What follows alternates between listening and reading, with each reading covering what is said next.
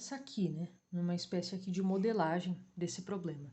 Então aqui estão todos os jogos que ainda tem para acontecer, envolvidos aí na questão de ser campeão. Quando eu fiz a conta antes do jogo contra o Grêmio, tinha 6 jogos, né? E aí eu faço algumas considerações, que elas não são verdade de real, elas só são verdadeiras matematicamente. Mas tudo bem, sabe? Eu não tenho compromisso nenhum, então tá suave. Eu tô falando o seguinte, que para cada jogo, pegar um jogo aleatório aqui, tipo São Paulo e Flamengo, tem 3 resultados possíveis: vitória, empate ou derrota. Isso é verdade. Só que eu tô falando que as chances são as mesmas de vitória, empate ou derrota. São as mesmas para todos os jogos. Isso não é verdade. Por exemplo, a gente sabe que o São Paulo tem mais chances de ganhar do Botafogo do que de ganhar do Flamengo ou do Palmeiras. Mas aqui eu tô falando que é tudo igual. Ponto 1. Outra consideração que eu tô fazendo é que um resultado não influencia o outro, que os resultados dos jogos são independentes. Isso também é mentira, né? O futebol é um esporte praticado por seres humanos e esses seres humanos estão suscetíveis emocionalmente, né? O ânimo é variável. Na verdade, futebol é tudo menos independente entre resultados. Mas tudo bem, eu estou fazendo essas considerações para aplicar o que eu quero. Aí eu fiz aqui um exemplo, é um exemplo que se a gente só tivesse os jogos 1 e 4, se a gente só tivesse São Paulo e Palmeiras e Inter e Flamengo. E aí o que me interessa é o São Paulo ser campeão, né? E aí eu vou falar o seguinte, que o São Paulo só vai ser campeão se ele ganhar o jogo dele e se o Inter e o Flamengo empatarem. Essa é a minha configuração de resultados que me interessa. Aí, beleza. Aí, ó, eu venho aqui para a esquerda. Eu desenho isso aqui que chama árvore de probabilidades.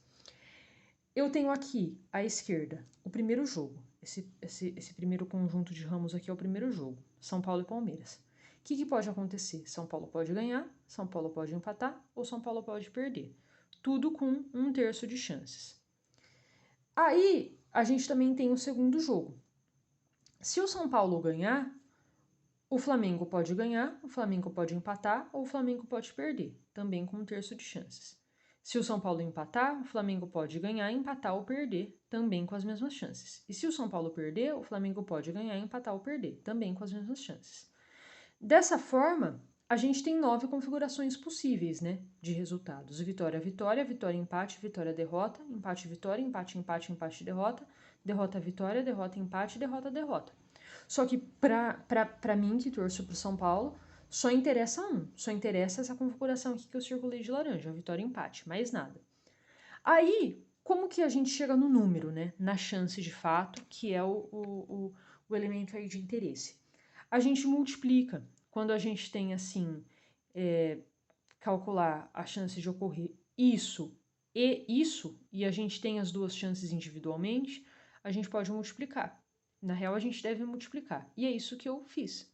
1/3 vezes 1/3 é igual 1/9. 1 vezes 1, 3 vezes 3, 9. Fiz assim, mastiguei, não sei se você sabe. Eu acho que sim. E aí, 1/9 é igual a 11,11%. Se só faltassem 2 jogos e o lance lá da pontuação fosse esse, a gente diria então que o São Paulo tem 11,11% de ser campeão. 11,11% de ser campeão. 11%, né, pô? 11% de chances. Aí, de repente, mas eu não quero desenhar árvore, né? Eu não quero ficar vendo árvore e tal, porque, pô, aqui a gente tem 5 jogos, né? É tenso assim, ó, aqui, o esboço de árvore dos 5 jogos. De mais cedo.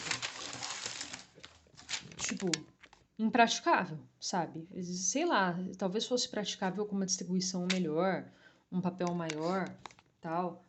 Eu perdi o papel que eu tava com você. Está. Aí eu quero calcular sem desenhar a árvore. O que a gente faz? A gente precisa chegar nessa fração de 1/9 aqui de outra forma, né? Como que a gente chega? Calculo o total de combinações possíveis de resultados. Então, a gente tem 3 resultados possíveis para um jogo: vitória, empate, derrota. E a gente eleva a quantidade de jogos. São aqui, no caso, 2 jogos, né? Jogos São Paulo e Palmeiras, Flamengo e Inter. Então é 3 elevado a 2, 3 vezes 3, 9 combinações possíveis. Só que somente um resultado, uma combinação interessa aqui para o São Paulo, a combinação vitória e empate. Então qual que é a chance? É uma combinação que interessa, dividido por 9 resultados possíveis, dá 0,11 e a gente chega aqui no nosso 11%. Aí no nosso caso real, né, que é esse aí, a gente tem os 3 resultados possíveis, vitória, derrota ou empate, e as 5 jogos ali de cima, que é 3 elevado a 5. 3 vezes 3 vezes 3 vezes 3 vezes 3. Dá 243 jogos. Somente uma configuração interessa para São Paulo. 1 dividido por 243. Isso dá 0,0041. Multiplica por 100 para sair a porcentagem, 4,11%. É isso que acontece. É assim que se faz.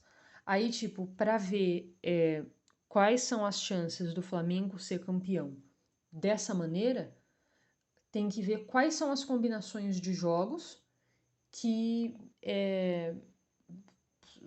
permitem que o Flamengo seja campeão, né?